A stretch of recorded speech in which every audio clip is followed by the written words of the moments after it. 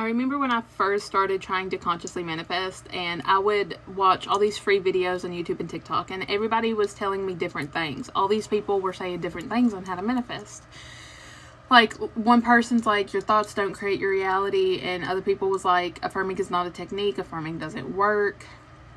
And I would just get really confused and overwhelmed.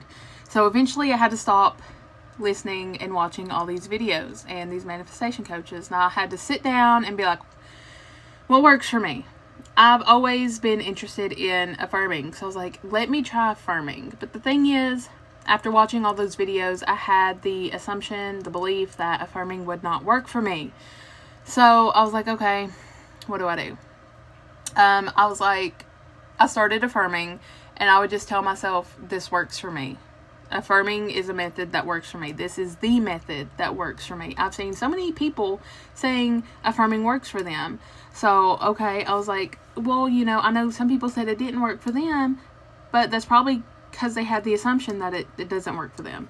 So I gave it a real shot, and I started affirming, and I started getting some of my manifestations. So I was like, okay, this does work. So I had to stop watching all those other videos, though, because I was like, I'm just overwhelming myself. I'm confusing myself. I'm getting frustrated. So yeah, I stuck with affirming. And of course, I do visualize a little bit, but just mostly affirming.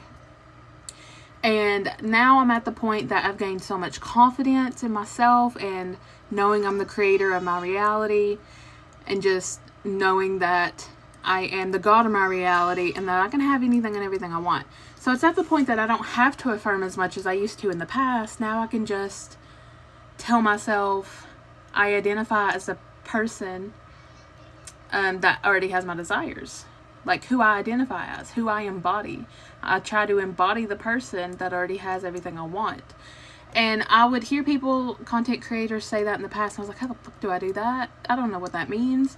But I finally do understand what that means, because I've affirmed so much and gained the confidence that I feel like I don't need to affirm. I know I can just command it into my reality.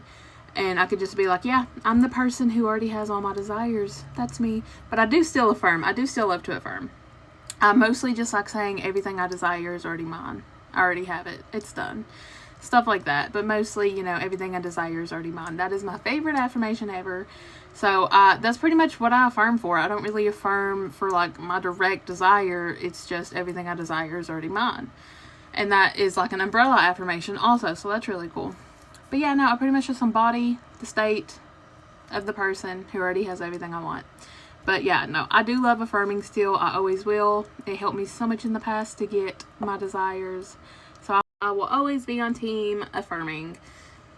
That's just me, though. That's how I know I'm able to manifest things. But I feel like it's a big thing on what you assume to be true will be true. What you assume works for you will work for you. What you assume that doesn't work for you will not work for you. I feel like that plays a huge factor also.